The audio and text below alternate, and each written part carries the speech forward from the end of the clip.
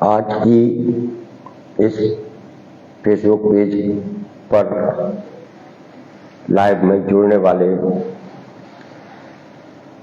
एवं प्रदेश के सभी शासकीय अशासकीय कार्यालयों में काम करने वाले अस्थायी आउटसोर्स कर्मचारी साथी, आज हम उस पोर्टल के बारे में चर्चा करने के लिए आए हैं जो कल आप सब लोगों के सामने आया है। हमारे बहुत सारे मित्रों का, बहुत सारे साथियों का ये मानना था और वो कह रहे थे मैसेज देके कि इस पोर्टल के बारे में स्थिति स्पष्ट की जाए। तो साथियों, ये चर्चा बहुत महत्वपूर्ण और बहुत जरूरी है आप सब लोगों के लिए, इसलिए आप इस चर्चा को अपने अधिक से अधिक साथियों तक पहुंचाने के लिए पेज को, इस चर्चा को शेयर करें। दूसरा, देखिए, मैं आपसे फिर एक आग्रह कर रहा हूं कि देखिए, सोशल मीडिया का समय है, सोशल मीडिया पर तरह तरह की चीजें आपके सामने आ रही हैं, क्योंकि अब अस्थायी आउटसोर्स कर्मचारियों का आंदोलन या उनके मुद्दे, उनके सवाल बड़े स्तर पर, व्यापक स्तर पर चर्चा का केंद्र है। हर कोई इन पर चर्चा करना चाहता है।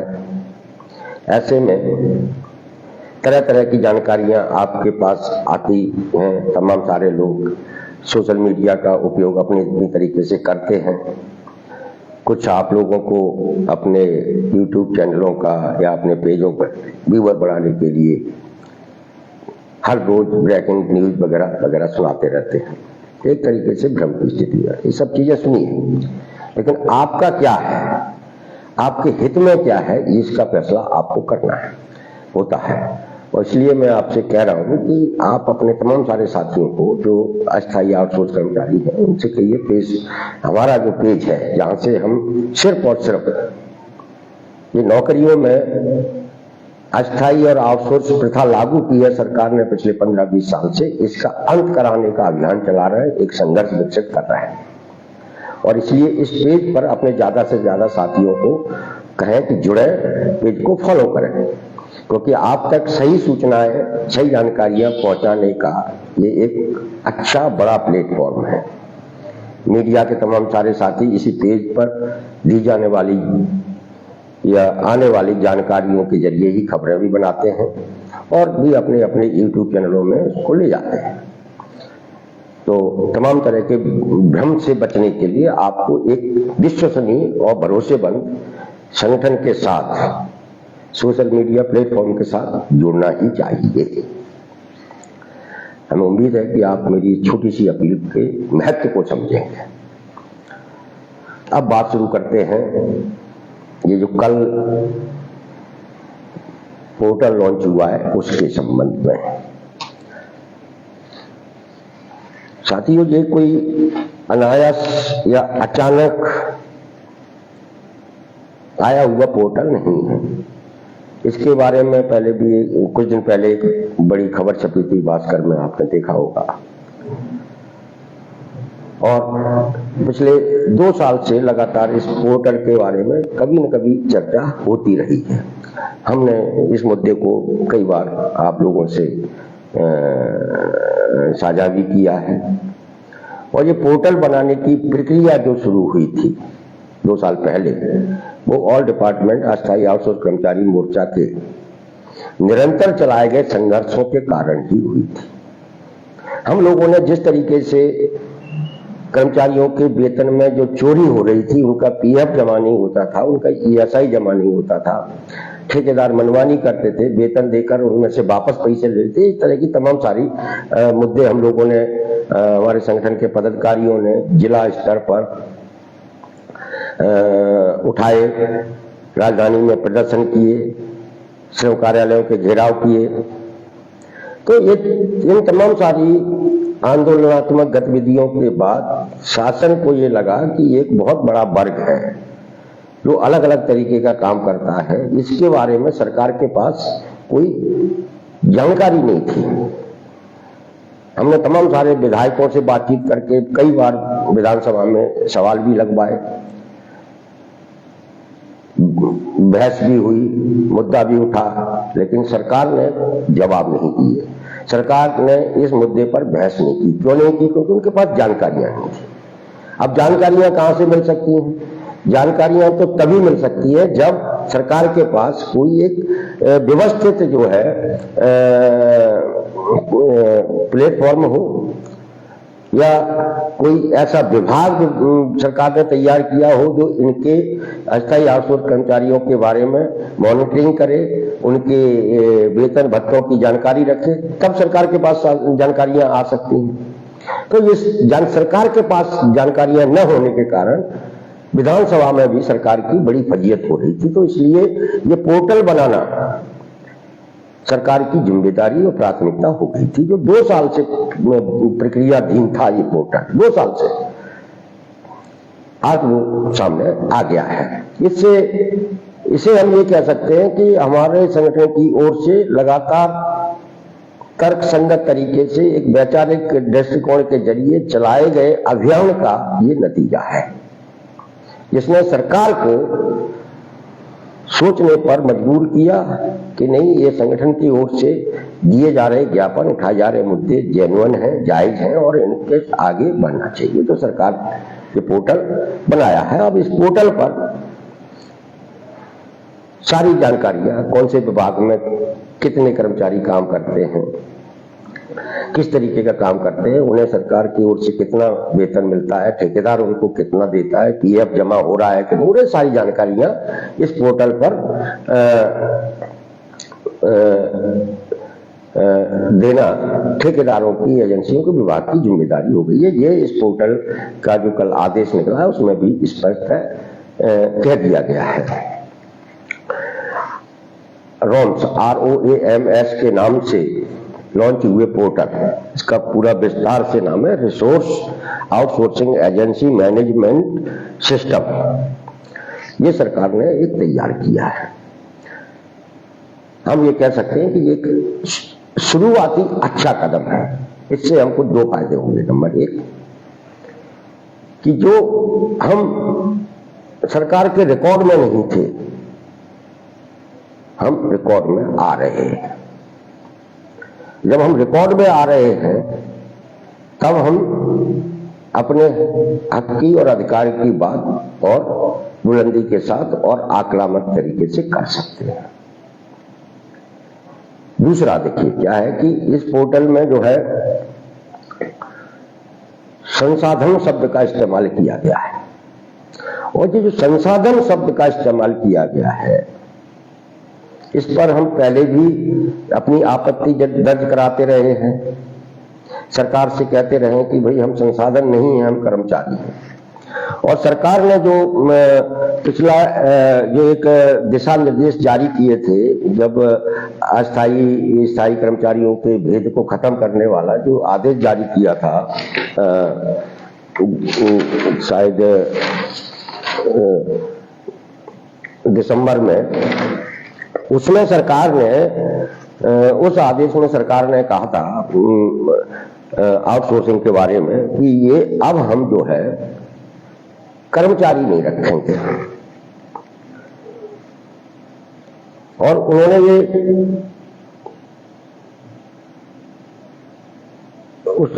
उस आदेश के पैरा 2.7 में स्पष्ट लिखा है कि आउटसोर्स पर व्यक्तियों को रखे जाने हेतु पद सृजित नहीं किए जाना है। यानी अब आउटसोर्स पर व्यक्ति नहीं रखे जाएंगे, तो कौन रखा जाएगा? संख्या रखी जाएगी कि स्वास्थ्य विभाग में 500 लोग रखे गए हैं, समझ गए ना? तो व्यक्ति रखे जाते हैं तो व्यक्ति तो मजदूर होता है, कर्मचारी होता है। अब ये संख्या की तरफ बढ़े हैं और वही संसाधन है। मतलब सरकार कर्मचारी को, मतलब व्यक्तियों को कर्मचारी या मजदूर मानने की बजाय उन्हें एक संख्या में सीमित कर देना चाहती है। ये उसके पिछला आदेश था, उसी को इस पोर्टल का जो आदेश निकला है उसमें संसाधन के रूप में आगे बढ़ाया गया है, जो गलत है, आपत्तिजनक है। हमारी मांग है कि भाई हम लोग सरकार का काम करते हैं, सरकार के विभागों को चलाते हैं, इसलिए हमें एक सम्मान से जीने के लिए हमें एक सरकारी कर्मचारी का दर्जा दिया जाना चाहिए। अब ये कमी है और ये बड़ी कमी है, गंभीर कमी है कि सरकार जब काम करने वालों को अंक मानने लगे, संख्या मानने लगे, तो निश्चित रूप से आपको चिंतित होना चाहिए और इस पर चिंता भी करना चाहिए और इसके खिलाफ बोलना भी चाहिए। तो इसलिए इस पोर्टल में, जिसकी शुरुआत 2 साल पहले से हुई थी और कोई कितने भी दावे करे, अब तमाम सारे लोग उत्साही युवा, उत्साही आउटसोर्स कर्मचारी आएंगे कि अब हम ये करेंगे, हम वो करेंगे, लेकिन ये ऑल डिपार्टमेंट अस्थायी आउटसोर्स कर्मचारियों के संघर्षों का नतीजा है कि हमने सरकार को अपने लोगों का रिकॉर्ड रखने के लिए मजबूर किया और इसमें तमाम सारे लोगों का योगदान है। हमारे जो मेडिकल कॉलेज के आउटसोर्स कर्मचारी हैं, सबसे ज्यादा उन्होंने अपने अपने मेडिकल कॉलेजों में संघर्ष किया, सबसे ज्यादा, और सरकार की बदनामी भी वहां से बड़े स्तर पर हुई। क्यों हुई? रीवा के हमारे साथी तो स्वास्थ्य मंत्री से भिड़ गए थे। तो ये जो हमारे लोगों में मंत्रियों तक से भिड़ने की जो हिम्मत पैदा हुई है, वो कहां से आई थी? वो इस आंदोलनों के जरिए आई थी। और यही आंदोलन जो है हम लोगों ने जो विकसित कर रहे हैं, विकसित करेंगे, उसको वही आपके भविष्य को सुरक्षित कराएगा, इस बात की गारंटी है। अगर ये सरकार नहीं करती, हमें उम्मीद है कि इस सरकार को ही करना पड़ेगा। जो सरकार या जो अधिकारी अभी तक अस्थायी आउटसोर्स कर्मचारियों को अपना कर्मचारी नहीं मानते थे, कहते ये बाहर के लोग हैं, भगाओ दुपकारो, बहुत अपमानजनक बातचीत व्यवहार करते थे, उन्हें आज पोर्टल बनाने के लिए मजबूर होना पड़ा। सारे विभागों में आउटसोर्स कर्मचारियों के बारे में दिशा निर्देश भी जारी होने लगे, तो हम लोगों ने कहीं ना कहीं उन्हें मजबूर किया है और अब उन्हें, सरकार को भी, अधिकारियों को भी हमारे लिए एक स्पष्ट पॉलिसी बनाकर हमारे नौकरी को सुरक्षित कर कर्मचारी का, सरकारी कर्मचारी का दर्जा देने के लिए मजबूर करना है। और ये जिम्मेदारी आप सब लोगों की है और इस जिम्मेदारी को आप लोग तभी निभा सकते हैं जब आप किसी तरीके के जो सोशल मीडिया पर तमाम तरीके की जो बातें आपके सामने आती है उससे भ्रमित नहीं होंगे, तो आप इस काम को, इस लक्ष्य को पालेंगे। अगर आप भ्रमित होंगे, आप सोचेंगे कि हाँ ये तो कर रहे हैं, करते रहेंगे, तो आप कुछ हासिल नहीं कर पाएंगे और ऐसे ही चलता रहेगा। हम लोगों के अपने सीमित प्रयासों से, सीमित संसाधनों से जितना हम लोग कर सकते हैं वो तो हम लोग करते रहेंगे, कोई आए या ना आए। हम लोग करते इसलिए रहेंगे कि एक इंसान होने के नाते, एक संवेदनशील लोगों का समूह हमारे साथ है। वह संवेदनशील लोग चाहते हैं कि ये जो मानव इतिहास की सबसे क्रूर और अन्यायकारी प्रथा है, ये खत्म होना चाहिए। इसलिए हम लोग तो इसको करते रहेंगे, कोई कितने भी अवरोध पैदा करे, अपने को कोई फर्क नहीं पड़ने वाला। हम लोग तय कर चुके हैं, किसी का अंत कराना है तो कराएंगे। तो साथियों, ये तो पूरा मामला है कि पोर्टल आया है, जितना भी आउटसोर्स ठेका कंपनी कर्मचारी है, श्रमिक है, मजदूर है, उसका एक रिकॉर्ड रखा जाएगा। और इससे हम एक ये कह सकते हैं कि सरकार ने ये एक बहुत अच्छा सुधारात्मक कदम उठाया है इस व्यवस्था के तहत।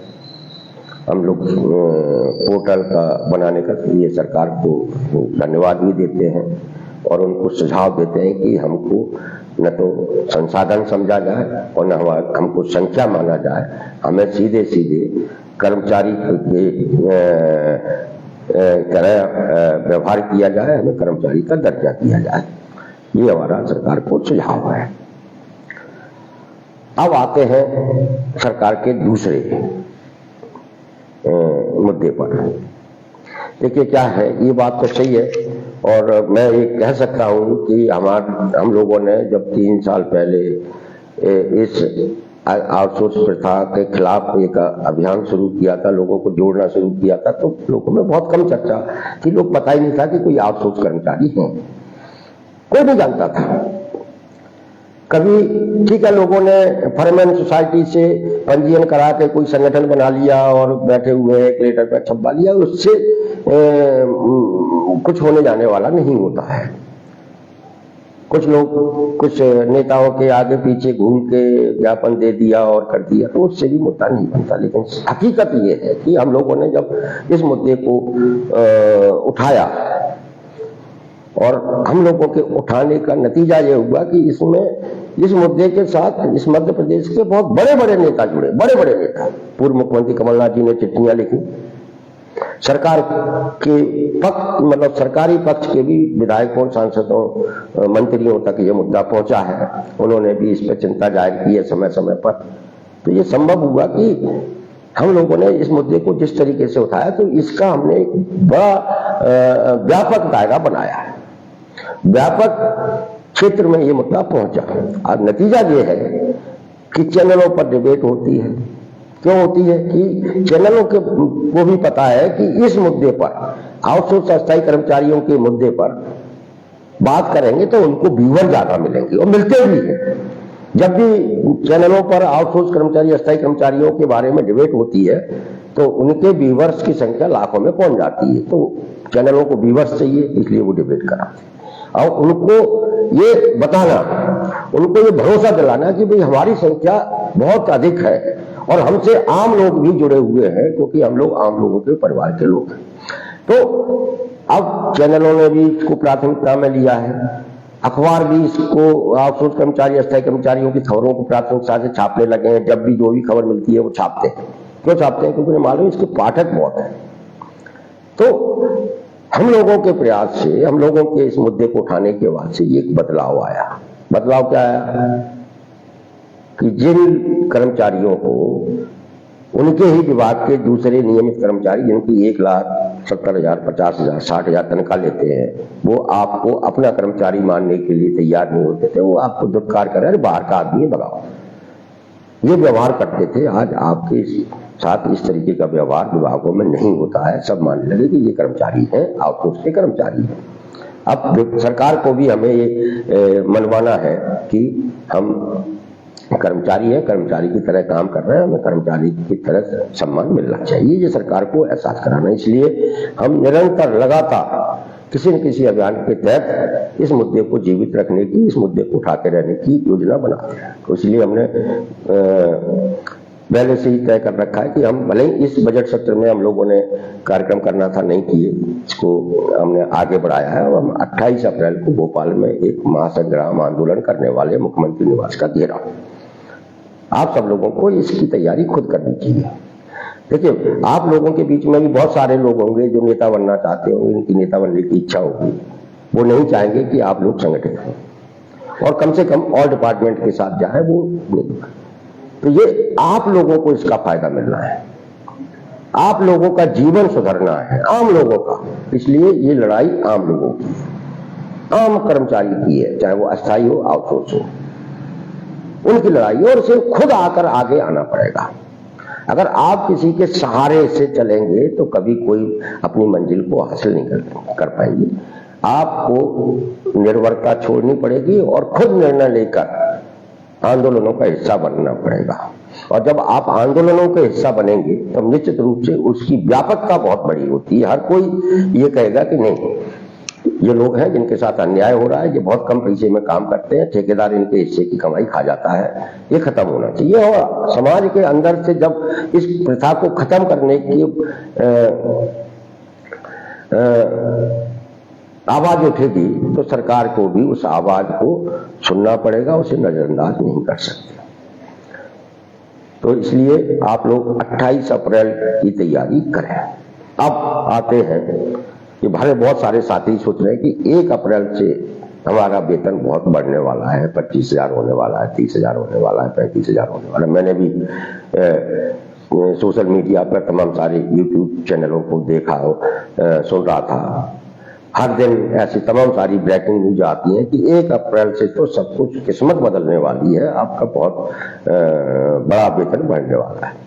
केंद्रीय श्रम मंत्री मनसुख मांडविया जी भी संसद के अंदर कह चुके कि हम एक फ्लोर वेज तय करने वाले। फ्लोर वेज तय करने का तो की बात तो केंद्र सरकार और श्रम मंत्री पिछले 1 साल से कह रहे हैं, 1 साल से। ये फ्लोर वेज तय करना है केंद्र सरकार को। अब ये फ्लोर वेज का मुद्दा अभी इसलिए आया है कि भाई सरकार ने जितने भी हमारे लेबर लॉ थे, श्रम कानून थे, वो खत्म कर दिए हैं। उन्होंने 4 लेबर कोड बनाए हैं जिसके खिलाफ 12 फरवरी को पूरे राष्ट्रव्यापी हड़ताल हो चुकी है कि वो लेबर कोड पूरी तरीके से मजदूर कर्मचारी विरोधी है। सरकार को उन्हें वापस लेना चाहिए और हमारे जो श्रम कानून थे जिनमें मजदूरों कर्मचारियों को जो हक अधिकार मिला था उसे बहाल किया जाना चाहिए। तब सरकार ने इससे सरकार की जो बदनामी हुई 12 फरवरी की हड़ताल से, आपने गौर किया होगा हमारे पेज पर चीजें उपलब्ध हैं। 12 फरवरी की हड़ताल के बाद उन तमाम सारे पब्लिक सेक्टरों में, वो सरकारी कार्यालय हैं, आप जैसे सरकारी कार्यालय में नौकरी करते हैं वैसे ही वो सरकारी उपक्रम है, बड़े उपक्रम है, पब्लिक सेक्टर जिसको कहते हैं, उसमें हड़तालें हुई।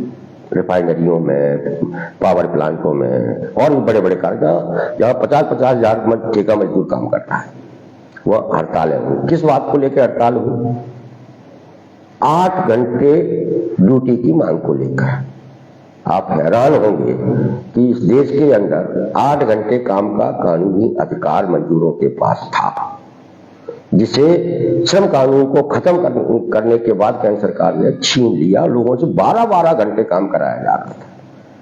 यह हड़तालें हुई 8 घंटे काम की मांग को लेकर। ठीक उसी जब 200 साल पहले जब हमारे पास श्रम कानून थे दुनिया में, तब पहली हड़ताल जो मजदूरों ने की थी वो 8 घंटे काम की मांग को लेकर ही हड़ताल की थी 200 साल पहले। आज 200 साल बाद इस हिंदुस्तान के अंदर, आजाद हिंदुस्तान के अंदर मजदूर 8 घंटे काम की मांग को लेकर हड़ताल कर रहा था। बड़े आक्रामक आंदोलन हुए, कई रिफाइनरियों में तोड़फोड़ भी हुई, मजदूरों की और प्रबंधन के बीच में टकराव भी हुआ। आप सोचिए कि काम को कहां पहुंचा दिया गया। अब जो सरकार की बदनामी हो रही थी, उसको लेकर सरकार ने जो है लगातार, मतलब हम फ्लोर वेज तय करेंगे, फ्लोर वेज तय करेंगे। भाई फ्लोर वेज आपको तय करना है, अच्छी बात है, मतलब न्यूनतम वेतन तो हमारे यहाँ लागू है, न्यूनतम वेतन का कानून मौजूद है। मांग ये थी, मुद्दा ये था कि भाई पूरे देश के अंदर एक समान न्यूनतम वेतन होना चाहिए। और एक समान कैसे हो सकता है? एक समान न्यूनतम वेतन तभी हो सकता है जब केंद्र का जो न्यूनतम वेतन है उतना ही न्यूनतम वेतन राज्य सरकारें घोषित करें, लेकिन ऐसा नहीं किया है। आज केंद्र का न्यूनतम वेतन 20-22 हजार है, जो केंद्रीय संस्थानों में जो मजदूर काम करता है, ठेका मजदूर, राष्ट्रीय, उनको दिया जाता है। लेकिन राज्य में ये लागू नहीं है, राज्य का न्यूनतम वेतन अलग है। जो हम लोगों के आंदोलन के बाद जो पुनरीक्षित हुआ था न्यूनतम वेतन बढ़ा था, वो अकुशल के लिए 12,000, मतलब 12,000 से 16,000 के बीच में है न्यूनतम वेतन राज्य का, हमारे मध्य प्रदेश का। तो ये जो न्यूनतम वेतन में जो अंतर है, हमारी मांग क्या थी कि भाई न्यूनतम वेतन केंद्र के समान किया जाना चाहिए। तो सरकार को ये तमाम सारी लेबर कोड संहिताएं बनाने की बजाय कि हम फ्लोर वेज तय करेंगे, ये करेंगे, वो करेंगे, ये तमाम सारे गाने की बजाय सरकार को स्पष्ट 2 लाइन में कह देना चाहिए था कि अब किसी भी राज्य के अंदर जो न्यूनतम वेतन होगा वो केंद्र के बराबर होगा। बस इतनी सी बात है जो केंद्र सरकार को करनी थी। और जो राज्य सरकारें केंद्र के समान न्यूनतम वेतन नहीं देंगी, उन राज्य सरकारों पर कार्रवाई की जाएगी। उनके आप कार्रवाई क्या कर सकते हैं कि भाई जो केंद्र से मिलने वाली जो फंड है उनको रोक दे सरकार, तो अपने आप उनको देने के लिए मजबूर होगी। तो ऐसा कुछ अभी केंद्र सरकार की ओर से नहीं आया। केंद्रीय श्रम मंत्री जी की तरफ से बार बार फ्लोर वेज की बात की जा रही है। हो सकता है, उम्मीद बंधी हुई है कि 1 अप्रैल के आसपास फ्लोर वेज की घोषणा वो कर दे। अप्रैल में वैसे भी महंगाई भत्ता बढ़ता है, मध्य प्रदेश सरकार को भी, श्रम विभाग को भी महंगाई भत्ता बढ़ाना है। जो 100-200 रुपया बढ़ेगा वो तो रूटीन है, मतलब साल में 2 बार महंगाई भत्ता बढ़ता है, अप्रैल में और अक्टूबर में। तो हो सकता है कि अब अप्रैल में सरकार जो फ्लोर वेज तय करने की बात मालवीय जी कह रहे थे, वो क्या तय करने वाले हैं? क्या वो फ्लोर वेज 20,000 तय करने वाले हैं, 25,000 तय करने वाले हैं? उन्हें इसकी घोषणा करना चाहिए। अगर हमारे अस्थायी आउटसोर्स कर्मचारियों के इच्छा के अनुसार वेतन बढ़ोतरी अप्रैल में नहीं होती है, तो हम लोग तो तय कर चुके हैं कि हम 28 अप्रैल से भोपाल में महासंग्राम आंदोलन करने वाले हैं। आप सब लोग उसमें आमंत्रित हैं। अब हम अपने संगठन के बारे में देखें। हम लोगों ने कोई संगठन नहीं बनाया। मैं शुरू में स्पष्ट कह दिया था कि हम एक आंदोलन विकसित कर रहे हैं, एक आंदोलन खड़ा कर रहे हैं मध्य प्रदेश में अस्थायी आउटसोर्स कर्मचारियों का। और ये आंदोलन इसलिए जरूरी है कि सरकार संगठनों से नहीं डरती है। और आज मध्य प्रदेश के अंदर जितने भी कर्मचारी मजदूर संगठन काम कर रहे हैं, कुछ ट्रेड यूनियनों को छोड़ दें एक आध को, तो जितने भी कर्मचारियों के बीच में संगठन काम कर रहे हैं वो सारे के सारे संगठन सरकार समर्थित संगठन बन गए। सारे के सारे जो मान्यता प्राप्त संगठन थे सरकार से, धीरे धीरे सरकार ने उन संगठनों में भी अपने विचारधारा के लोगों को पदाधिकारी बनाकर बिठा दिया है। खत्म हो गए।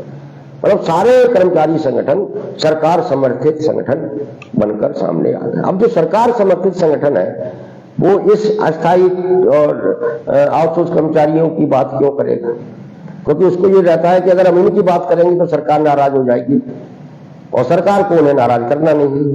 जब सरकार को नाराज नहीं करना है तो आप इन कर्मचारियों का भला नहीं कर सकते। मध्य प्रदेश की स्थिति ये हो गई है कि जितने भी कर्मचारी संगठन हैं, सबके सब संगठनों के पदाधिकारी सरकार समर्थित है।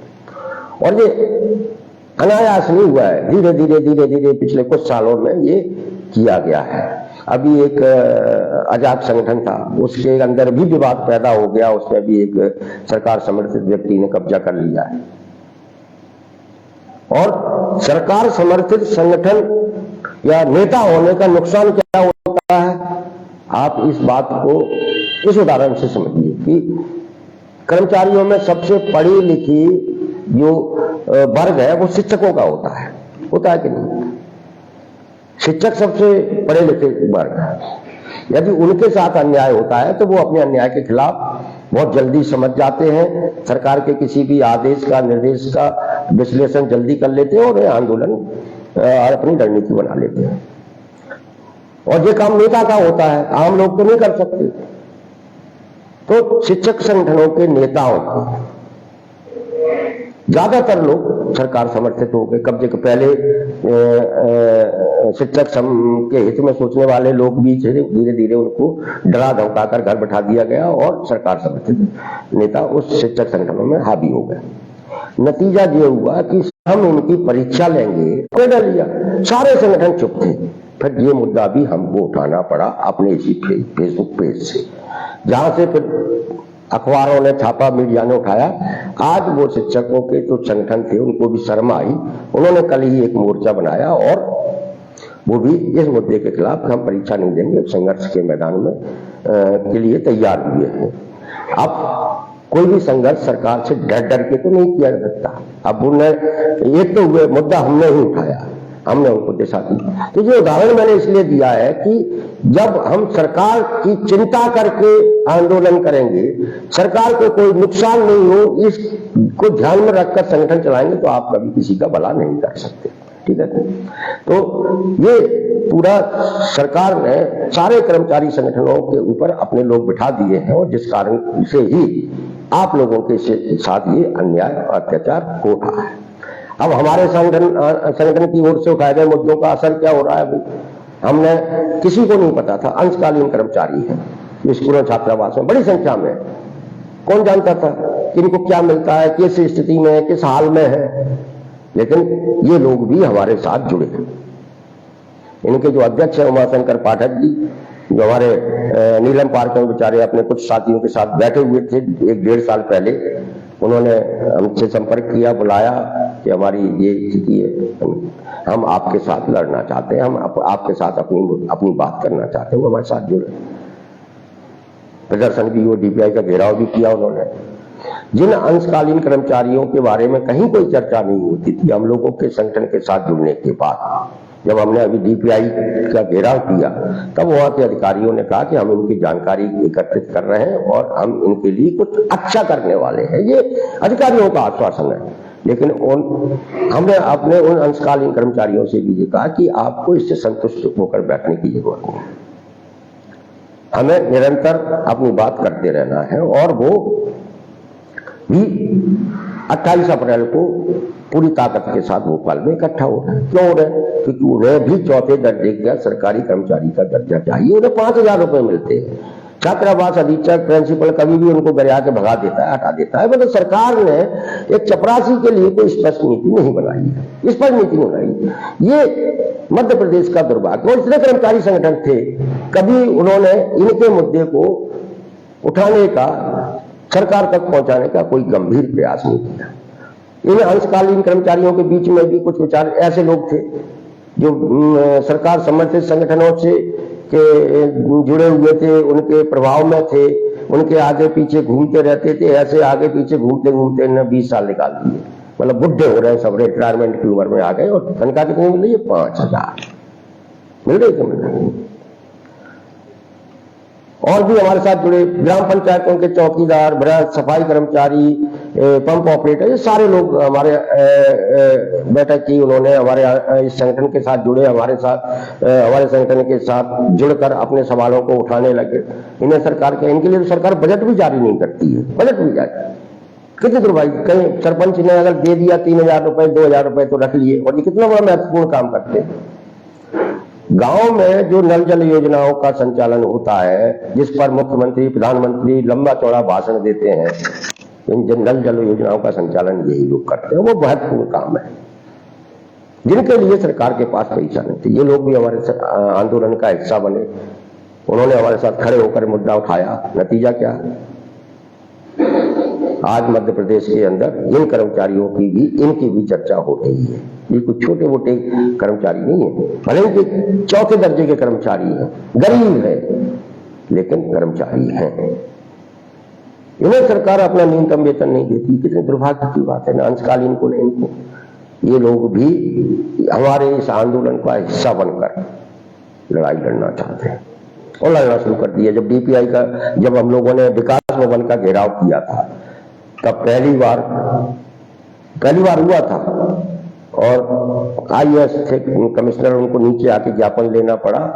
उन्होंने जो कहना था कह दिया कि भाई हमारे कर्मचारी पंचायत के कर्मचारी हैं। तो पंचायतें तो पाकिस्तान की नहीं है या बांग्लादेश की तो नहीं है, पंचायतें तो मध्य प्रदेश सरकार की है ना, भारत सरकार की है ना। तो वेतन तो आपको ही देना है। तो आपने कैसे कह दिया कि पंचायत? तो ये मुद्दा हम लोगों ने उठाया। नतीजा क्या हुआ मालूम है? आज इसी पंचायतों में काम करने वाले पंप ऑपरेटरों को सरकार ने रिकॉग्नाइज किया है और उनको ट्रेनिंग दी जा रही है। ये ट्रेनिंग 9 मार्च से अलग अलग जिलों में शुरू होगी, जो 20 अप्रैल तक चलने वाली है। ये कोई बैठे ठाले नहीं हुआ है। ये संघर्ष की ताकत है, एकजुटता की ताकत है और मुद्दे को उठाने का जो हमारे संगठन का जो तरीका, उसकी ताकत है। रिकॉग्नाइज किया, उनको ट्रेनिंग दी जा रही है। जब आपने ट्रेनिंग देके उसको रिकॉग्नाइज कर लिया तो न्यूनतम वेतन देना तो आपका अधिकार बनता है, आपको देना ही पड़ेगा। हम छीन लेंगे। और 28 अप्रैल को इसलिए हम महासंग्राम आंदोलन कर रहे हैं, उसमें पंचायतों के लोग भी आने वाले हैं। तो साथियों, ये बात हमने इसलिए कही है। हमारे कुछ साथियों के अंदर ऐसा मानसिकता बन गई है, जैसे कंप्यूटर ऑपरेटर है, वो सोचते हैं कि यार हम शिक्षा विभाग के कंप्यूटर ऑपरेटर हैं, हम अपनी बात अपने हिसाब से कर लेंगे। भाई, मेरे पूरे मध्य प्रदेश के शिक्षा विभाग में कंप्यूटर ऑपरेटरों की संख्या 1,500-2 हजार होगी। जब तुम कुछ करोगे तो 1,500 होगा। मतलब कहने का तात्पर्य है कि आप 5-5, 10-10, 20-20 ऐसे ही घूमते रहोगे। इस असंवेदनशील सरकार में आपके 10-20 लोगों के नेताओं मंत्री के आगे पीछे घूमने से कुछ नहीं होने वाला। यदि कुछ होगा तो आपको अपनी ताकत, संयुक्त ताकत का प्रदर्शन करना पड़ेगा। इसलिए उन तमाम सारे जो नेतृत्वकारी आउटसोर्स कर्मचारी हैं, जो आउटसोर्स कर्मचारियों का नेतृत्व करना चाहते हैं, उनको एक बात समझनी चाहिए कि अगर हम अपना कर लेंगे, बाकी जाए बाहर में, अगर इस मानसिकता से आपने संगठन चलाने की कोशिश की तो आप कुछ भी हासिल नहीं कर पाएंगे। मध्य प्रदेश इस बात के लिए उदाहरण है। इसी मानसिकता से संगठन चल रहे थे, किसी का भला नहीं हुआ। आउटसोर्स कर्मचारियों को भी 5,000, 6,000, 7,000 रुपए मिलते थे स्वास्थ्य विभाग में, सब जगह। अभी तक कई विभागों में एरियर नहीं ले पाए हो 11 महीने का।